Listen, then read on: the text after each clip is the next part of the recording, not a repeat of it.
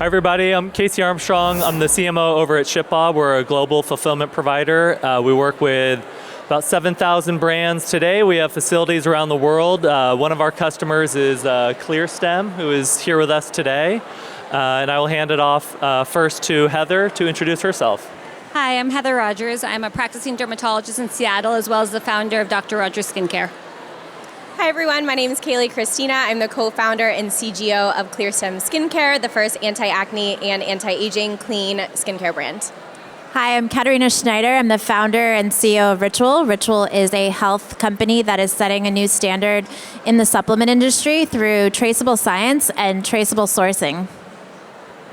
Awesome, well welcome. So, Dr. Rogers or Heather? Heather's fine. Yes.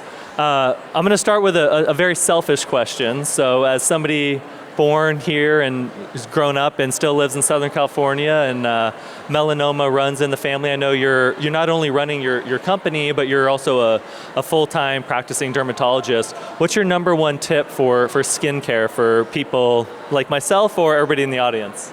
So you've heard it 1,000 times, and it's sunscreen, without question. But I think people need to understand that sunscreen is only one step in protecting yourself from the sun, and you need to wear a hat, you need to wear sunglasses, you need to reapply your sunscreen. You need to find clothing that covers up your body that doesn't make you feel ugly or haggy-baggy, because you can't, even if you put sunscreen on every 2 hours, you can't prevent that UV damage from leading to mutations and leading to skin cancer, particularly if you have a family history of melanoma.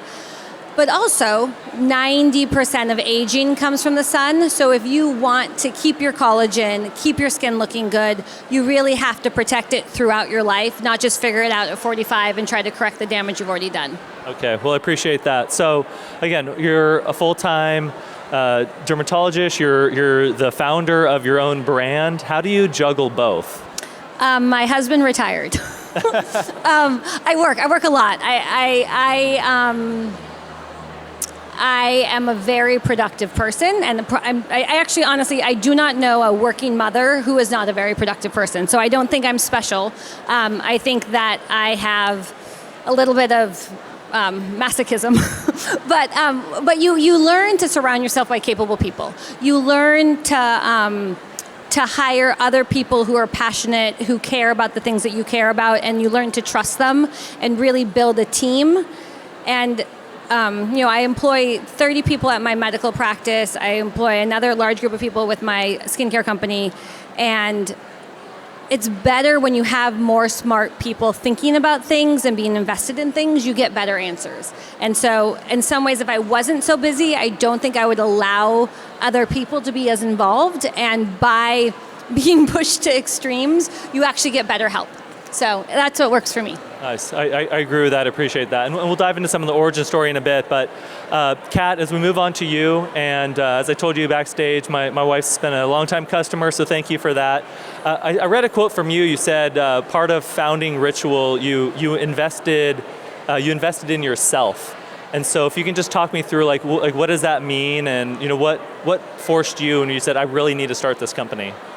Yeah, so I can relate totally to what you're saying, and I also agree that it's a form of masochism. But I was 4 months pregnant when I started Ritual, and I had no intentions of starting a vitamin company, but I needed a prenatal for my pregnancy.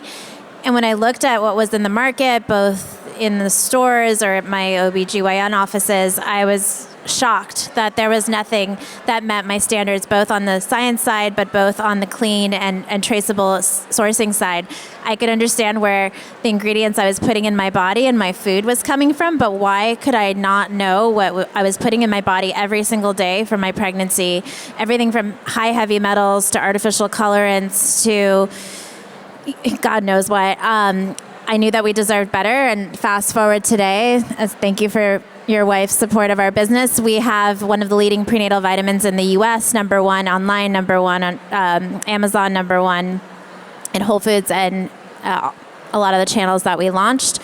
And I would say a good case, we actually didn't launch the prenatal first. We needed to earn the trust of that customer. We actually launched our multivitamin for Women 18 Plus as our first product. I think it's a really good case study of how we're doing things differently. It now has a peer-reviewed and published human clinical study with a leading university, has USP verification, which less than 1% of supplement companies have, and even a patent on the delivery technology. It's not enough just where the ingredients come from, but it matters how they're delivered in the body.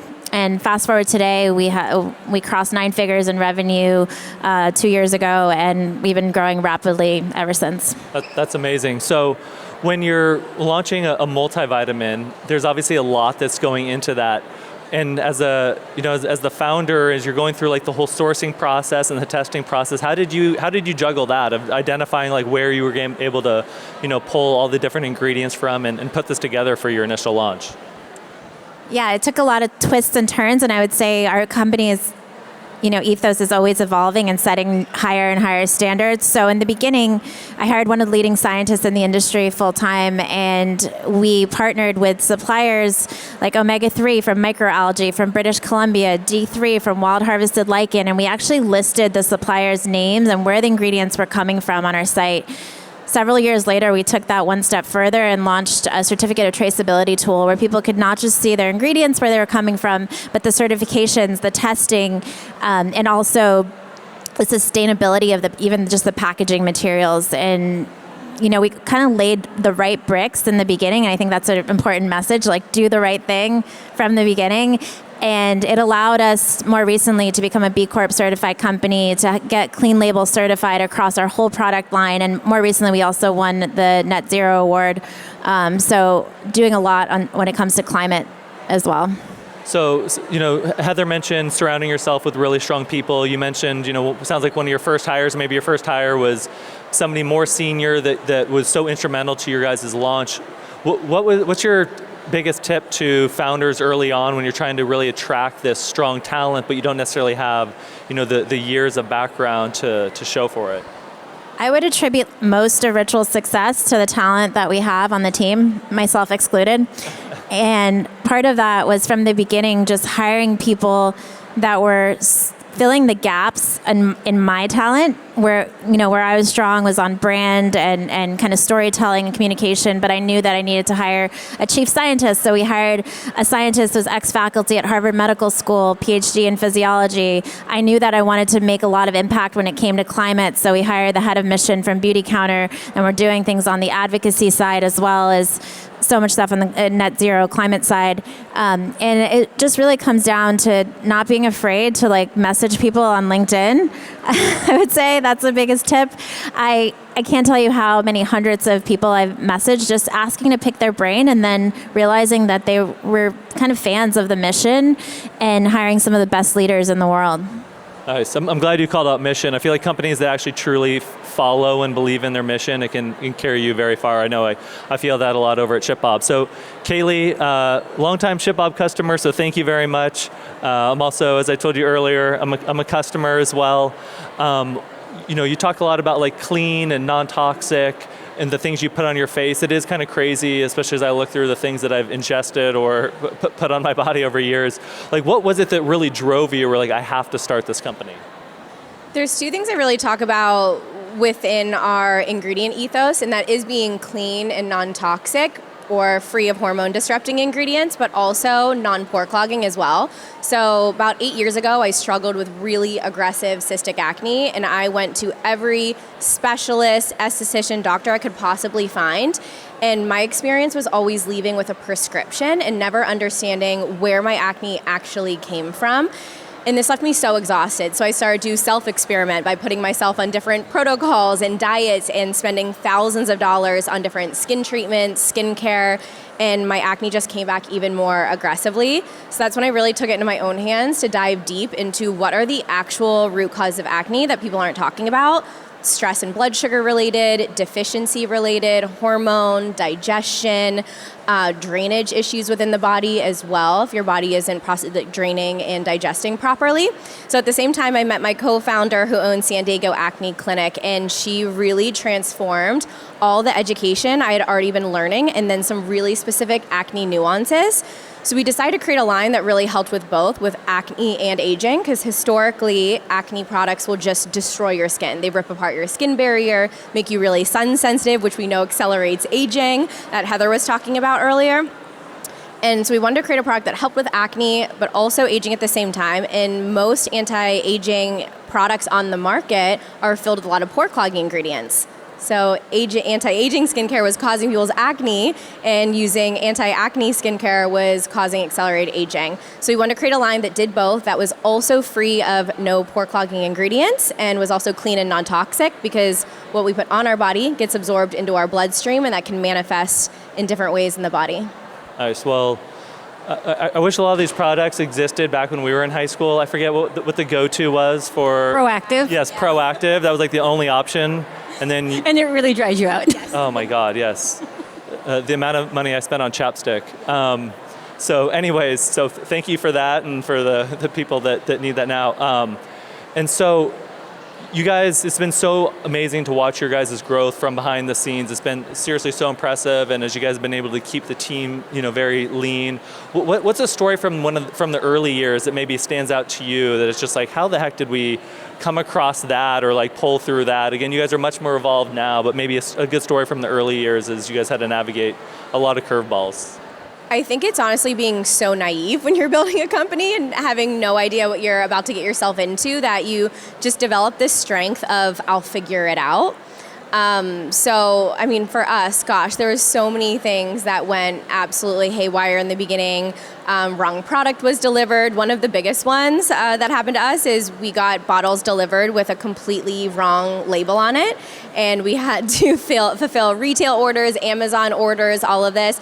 We ended up showing it on social media and kind of making it a whole thing, and our community thought it was hilarious. And now our community that has like saved that bottle it's like a limited edition old ClearStem product that completely went wrong. So we just make it a really fun thing. It even honestly, it recently happened with our packaging. For some reason, our manufacturer printed a metallic label on a couple of our products, which was totally not on brand for any of our products. And we turned it into, since it was like a gold metallic, we turned it into Golden Ticket Tuesday. And if anyone got it, they would win something else with ClearStem. So anything that's gone haywire, if there's a way for us to make it fun and bring our community along with it, has been really successful. I've noticed anytime you can humanize a brand and make the community feel like they're just hanging out with friends and growing it with you, like it makes it feel like when they spend money on your product, they're really contributing to building towards a mission.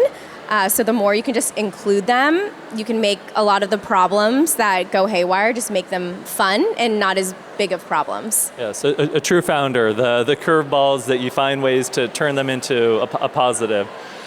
So Heather, coming back to you, and you talking about like the whole brand side, and I know that just transparency is very important for you and what you're providing to your customers. So just talk us through that, because I feel like even if you go to, whether it's a Whole Foods or a Trader Joe's or an Erewhon, you look at what's on the back, like what the ingredients are, and you're like, how are they claiming anything that's on, it's all these darn marketers, just what they're claiming is from an organic standpoint or anything else in the product. I think it's Tic Tac that claims like no sugar or sugar-free, because each Tic Tac has like slightly below reportable need. Yeah, the reportable. Because you don't have to report an ingredient if it's less than 1%, right? Exactly. So how do you navigate that? So all of us are incredibly focused on the ingredients, right? On making sure that what we're using is not going to have long-term sequelae. And sort of the pillars of my brand is it needs to be good for your skin. Like, I don't think you should spend money on something if it's not going to be effective. Like, it needs to work.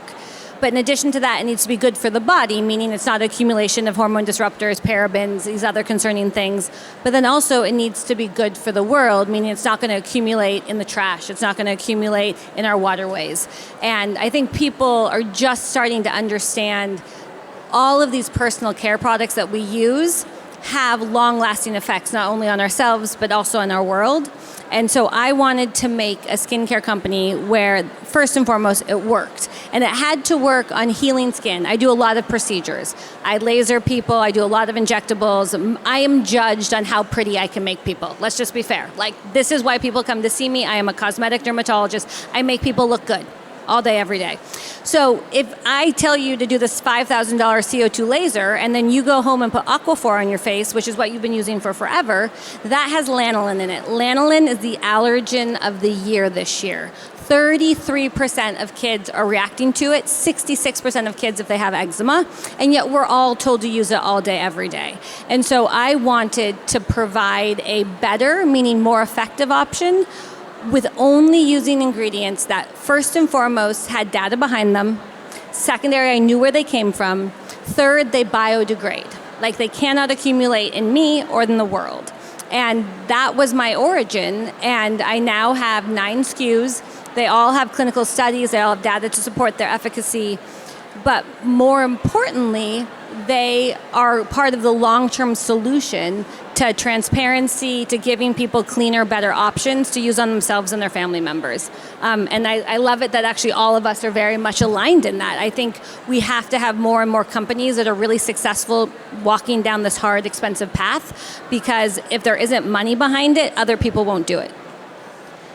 How do you make sure that that comes out from like the marketing standpoint or what people read about you guys so that people will actually believe in what you guys are saying? And I'm sure your background and like you said, you're a practicing dermatologist or physician, like helps a lot as well, but how do you navigate that? So I'm terrible at it. Okay. And like, even if you notice when we all introduced ourselves, they both had taglines. They actually I was like, I'm a doctor. I don't know. Like, I don't know how to market. And I actually need a CMO. So what I've always worked for me is I tell the truth and I don't lie. I actually will not be paid by a company to recommend their products. Like ProTopic wanted me to, like, these are all things that I have access to as a successful dermatologist. I could promote anything. CeraVe would give me a lot of money to talk about it. But I have chosen to be in my ivory tower where I have a YouTube channel, I have an Instagram account where I review products, I talk about things incredibly honestly, and that has become my go-to card. And a lot of national reporters interview me because they're like, Heather will tell us the truth. Does the snail oil actually work? So that's my niche. That's what I have carved out. And conveying that message in a world where everyone is cynical is actually really, really hard because people assume I am like every other dermatologist who's getting paid to give advice and to make recommendations. And I'm not. I'm not making that money. Well, I appreciate that. So Kat, as you guys have scaled the company, you went from it just being yourself, and then you make the first hire. Then you guys see the incremental growth over time. You guys are now, like you said, you guys blew through 9 figures. So congrats on that. That is no small feat. What were some of the things from either running the business or managing the teams that were the most surprising to you, maybe in that, call it that 1 mil to 10 million phase, or I'm sure you could just feel the just different step functions as you guys were evolving, but how did you evolve as a manager managing this larger direct-to-consumer and now, omni-channel business? Yeah, so I talked earlier about traceability of science and sourcing and these kind of core building blocks of the brand similar to Heather, and those were a big part of the brand, but the kind of third dimension that we don't talk about necessarily is kind of just this emotional connection with the consumer. And that's something that was important to me from day one, especially in this category that exploded, went from 4,000 to 90,000 supplements in the last 30 years with no major updates to regulation. So that this consumer who has had a lot of mistrust, we knew that we needed to connect with them emotionally, and like how we did that. And I would say that's evolved so much in the last, 7 years since we've been around. And I would say when we put marketing out, it has to make people feel something. And what we say is we don't sell transparent products, we sell transparent information. And I would say more recently, a good example of that is when we launched our campaign around trying to conceive. We saw that 70% of our customers in the prenatal phase were having a difficult time conceiving, whether it was miscarriages or unforeseen challenges, and only 4% of them felt seen or heard through media. And we're like, wow, this is a really amazing opportunity to make people feel seen and heard. So we launched a campaign called For the Real Bodybuilders, really showing the athleticism of what it was like to conceive, showing the journey of IVF and everything that people felt. And literally people were in tears saying that they felt seen and heard for the first time. And that's a through line that we've had from all of our product launches, all of the campaigns, and all of the marketing is this third dimension of the emotional connection. And I would say it's gotten deeper and deeper, and people are kind of cheering for us, I would say, because we're changing the industry and they're feeling emotionally connected. And so it feels, I would say, more of a movement than ever before. I love that, especially just getting that emotional connection, because that's what's going to allow you guys to be around for a very long time and obviously helped you get to where you are today. How do you approach, like, what are the different levers you guys are doing of listening to your customers and maybe getting in front of your customers in person? What do you value the most there? We think of so we have, most of our business is subscription. We have hundreds of thousands of active subscribers. And within the last year, we actually launched in Target nationwide, and we launched in Whole Foods and Amazon. But our core subscribers, we think of as a think tank. And we actually talk to them every single day, and we survey them. We have focus groups on them and with them, and it really helps evolve how we think about our marketing message and our products. About a year ago, we launched our Symbiotic product, which is a gut health product of a pre, pro, postbiotic in one, and it just shows that listening to your customers, like, you have great success. That product now represents 20% of our business and tens of millions of dollars of revenue within the first year. And it happened because we really, truly listened to what they wanted. And then even after we launched, we created a 97-page report showing how to evolve the messaging, how to evolve the packaging, how to evolve, all of it, and really create a best-in-class experience. So having that core customer that you really can connect with is everything. That's awesome. And Kayleigh, when you launched, you're going after the skincare market, along both with, moisturizers to acne. That's a crowded space, and so I commend all of you for this. But what did you focus on there first to really differentiate to go from that 0 to 1 phase? We focus on the problem solution of acne.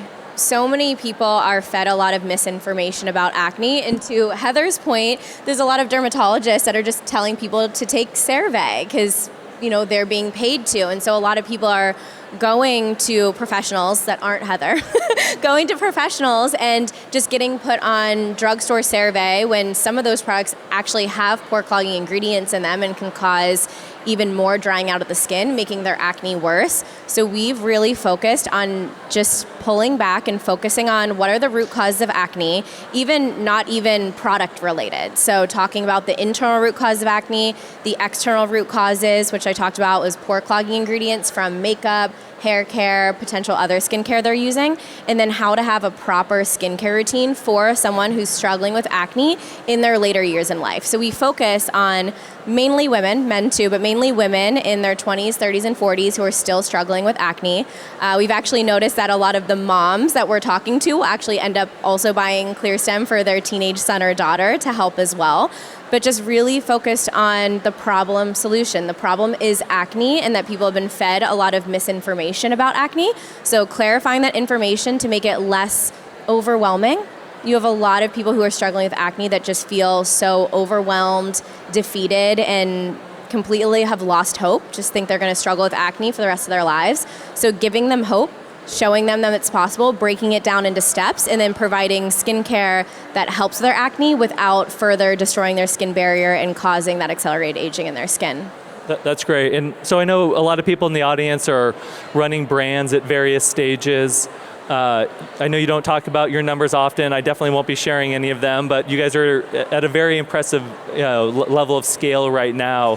From the problems and things you were facing in the early years to now, what would you say is maybe like your biggest tip for people as they're scaling their business up? In the beginning, it was awareness. So like the 0 to a million, it was really getting in front of the right customer, learning how to communicate with the right customer properly, and just getting the retention up. So how can we better serve the customer? So in the beginning, Danielle and I were literally hopping on Zoom calls with customers in the first 2.5 years. If they were struggling with acne and they were using ClearStem, we would talk through what are they eating, what does their stress levels look like. We ran blood tests on people because we actually recently launched an acne lab test. So people can get tested to see what their actual root cause of acne is internally. But at this point, we're getting on Zoom calls with everyone. And then as the scaling has increased, it's shifted more into what Kat was saying earlier, really filling the gaps of people's skill sets that you don't have. So for us, it was hiring a director of supply chain who works directly with ShipBob. He's such a godsend because I could not wait to get supply chain and operations off of my plate. And then hiring a head of e-com as well that could really dial in the communication on our website, retention and conversion rate of our website, but someone who is just way smarter than Danielle and I were when it came to building out our website, since we are 90% D2C. But it was just really making like step by step those key hires one at a time though, waiting until we really understood what our gap was that we needed, instead of just hiring at scale. One by one, what are the gaps that we needed, finding the best-in-class people to build it out. And then it was really just step by step, really slowly. We've been around for almost 7 years now, but people have really only heard about us in the last 2 years. We spent the first 5 years quietly growing, not being loud about what we were doing. We were really just focused on our customers, dialing in supply chain, communication, marketing, until we had more of a budget to dump in and get a little louder. That's great. And you called it out. I mean, it's doing the non-scalable things of getting on Zoom calls with your customers, because that's what got you here. And so, from a mission you can believe in, that you all stand behind, and then also listening to your customers, again, whether they're a patient or you're jumping on Zoom calls or talking to them consistently. So as we look forward into 2024, the e-commerce landscape, or I should say the commerce landscape, continues to evolve at such a rapid clip. I know personally, I've just really enjoyed seeing how a lot of retailers have probably followed suit from Target. I feel like Target's really pulling a lot of the retailers forward and what's actually possible and what they should focus on. I'm really excited from what we've seen behind the scenes and supporting a lot of our customers on TikTok Shop in particular, but just the omni-channel selling. I'll start with you, Heather. What are you most excited about for the brand in 2024? So we just did a big relaunch, repackaging, and that just got into Credo and Violet Gray and Revolve like right now. So I'm excited just to sort of see how that rolls out. We have been primarily a brand where you find us in your time of need, your burn, your reaction, and we sort of get you through that back to your sort of essential healthy skin. And now we've launched treatments. So we have sort of data, clinical studies supporting a day and a night treatment that prevents future damage and corrects old damage. And that really fills the need. Sort of like ClearStem is addressing acne and aging skin. A lot of the anti-aging things out there are really irritating, and vitamin C can make people have an acne flare, and tretinoin can really be inflammatory.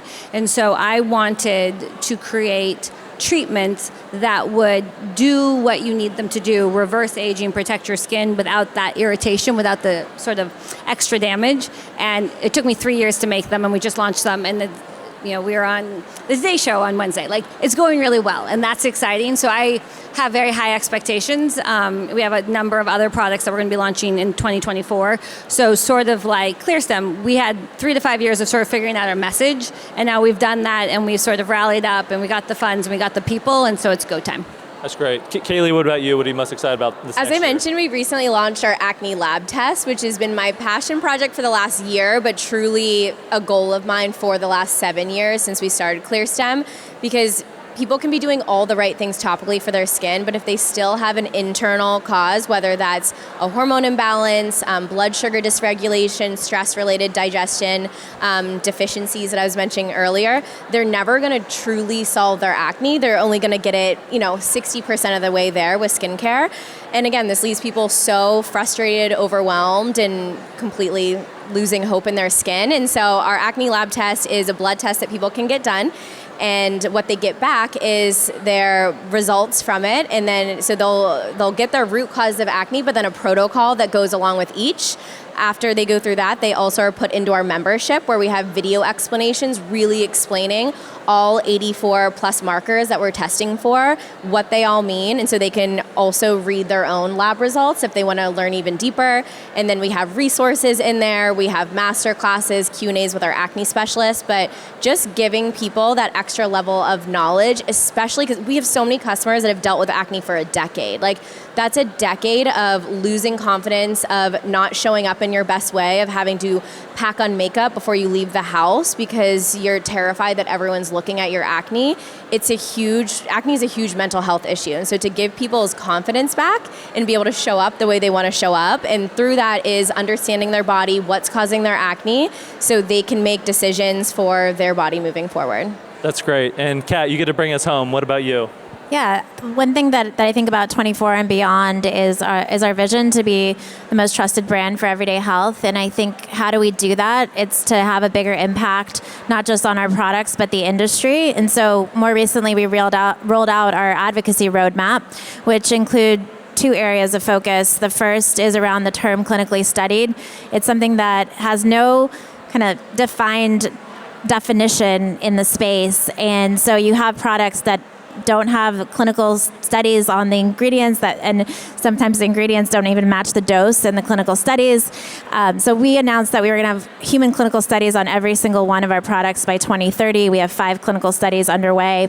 The other area is around heavy metals. Heavy metals, there's no health protective measures currently around heavy metals in the industry. So one good example of this is plant-based proteins. People think they're doing something really good for their body and the environment by consuming plant-based proteins, but they're notoriously high in heavy metals. So we more recently actually released our heavy metal results of our protein powder so people can see it on our site. We think this is not okay, and we think that's something that people should be thinking about, and frankly, the FDA should have stronger oversight over. So none of this is a requirement in the category, but if I could have my wish in 24, it would be more oversight than less. Yes, agreed. Well, thank you all very much. I know I learned a lot and have a lot to follow up with you all about, so really appreciate you joining us here today. Thank you. Thank you. Thanks.